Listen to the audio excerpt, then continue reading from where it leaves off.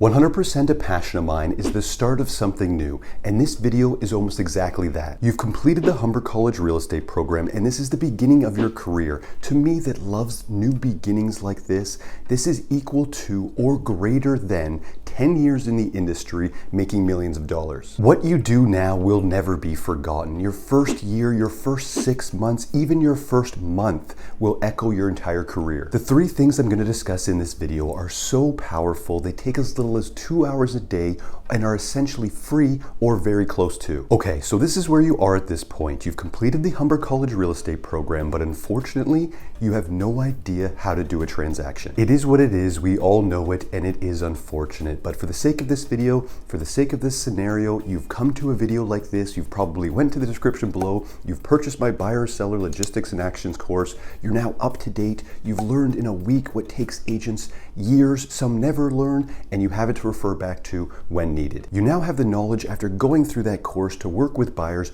work with sellers with confidence. On to number one on the list, find your niche. And I know I've said it before in a previous video, and I'll link that in the cards, a very powerful video for sure, but you're going to want to find your who, your what, or your where you want to specialize in. Remember that word because it's so powerful, specialize. The ones that do will become an asset to their clients and build a really good long-term referral business. I'll quick put up that list again from the other video of possible niches. That's a good short list there, and there could be many more or combinations of niches within a niche. For example, single family home within a specific area or condo within a specific area, etc. Okay, for the sake of this video, as we transition into the second on the list, we'll choose a niche, and we'll choose something that's a little trickier like downsizers. So number two on the list is start previewing homes in your niche of your desired clients. So if you don't have any clients yet, but you are working towards a potential avatar of a client, a great practice is to start previewing homes that potential client would desire. Again, it could just be an area that you want to farm or specialize in. It could be every condo within your city or a type of buyer or seller. So if we chose downsizers, we're now going to want to go preview every home that a downsizer would want. It could be smaller homes like bungalows. It could be townhouses with condo fees that cover snow removal. It could be homes or condos close to amenities, or even certain quiet condominiums that have more retirees and easy to access shops and stores. So we would head to the MLS matrix and we would search for listings of potential properties that fit your desired client's criteria. Set up the showings and go preview the home. Okay, so we're leading into number three and we'll get there shortly, but try to make sure everything you do in real estate is dual or tri-purpose. So we aren't just going to go preview this home, are we? It's definitely a good practice and something that some agents even do on a regular basis, and especially for brand new agents, you might want to get familiar with driving to locations,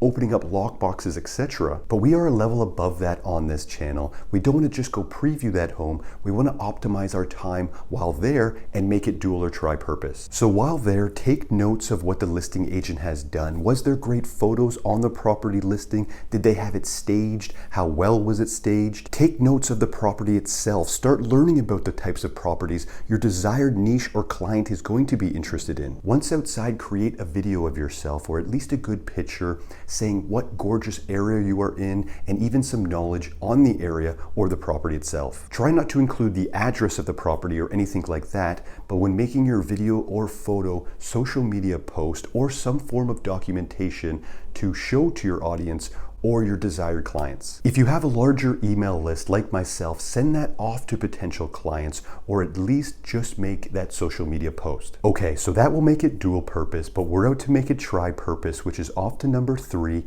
door knock 100 homes surrounding the property that you're previewing. This is where you will start to make connections, having conversations with actual homeowners about real estate, building relationships long-term, and building potential future clients. This is everything. And if you know me by now, I'm not just going to say let's door knock every area. Let's go a bit deeper into scripts and strategies. So what you're going to do around this previewed property is you're going to door knock 25 down, 50 across, and 25 back. The goal is to have at least 10% of those people open the door. The other 90% are going to get our drop off, either a postcard, flyer, or door hanger. That piece piece of marketing material can be very simple yet valuable. What you specialize in first, and a little bit about yourself. If you can do that, if you can drop the fear of missing out and tell everybody that you know what you specialize in, you will get callbacks, I guarantee it. So everyone that is not home gets that drop off, but everyone else, that remaining 10% or hopefully higher, we have a 3-part conversation to have with them. First, and for what I'm talking about here, going around every previewed property can for sure be done and should be done going around every buyer showing as well. It's easier and the script is easier. So for the first part, just picture yourself at the front door. The door opens and we greet them. I usually just say, "Hi, my name is Callum Moore with eXp Realty here in Kitchener. I'm actually previewing 123 Main Street, just 10 houses down. I don't know if you noticed it's for sale, but I have potential clients that are interested in this neighborhood, and I'm just quick going around ahead of time to find out, how have you found the neighborhood? Is it safe?" Then after asking that question, I just stop and listen. Sometimes you'll get people that will talk your ear off about the neighborhood, which is fantastic. You can start building those relationships, showing charm, etc. From there, we just move to the second part, and we just start talking about the home for sale itself. I usually say something like, "Yeah, it's been listed at $899. We think it might actually go for more like 1.1 million. Whatever the scenario is in the changing market, just be knowledgeable of the property. If you've purchased, again, my buyer and seller logistics in actions course, what I do is raw CMAs before every showing and every preview, because I need to know a good idea of what that property is going to sell for, because knowledge is power. And once you have that knowledge, you can confidently have these conversations. The second part of this conversation is valuable to them because we're talking about a home that directly impacts them. The sale of that property 10 doors down will affect the sale and value of their home. On to the third part of this script and strategy, and it's just super simple. We just turn to them and we ask them, "Have you guys ever thought about taking advantage of the market?" At the very least, if they say something like, "You never know, maybe in a year or two down the road," you say, "All good. Well, if anything changes at all, don't hesitate to reach out.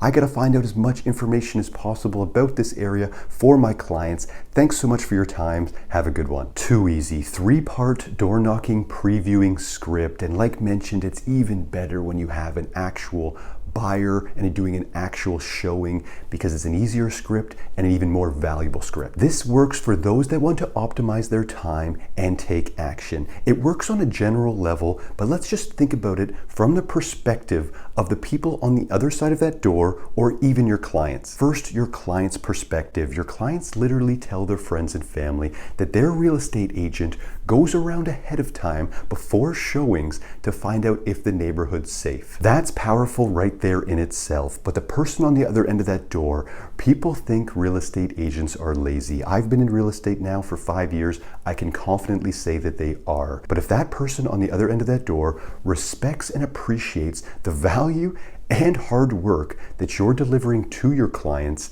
they're going to want that for themselves and call when it's time. There is so much money to be made in this real estate industry. Less than 5% of people watching this will take action.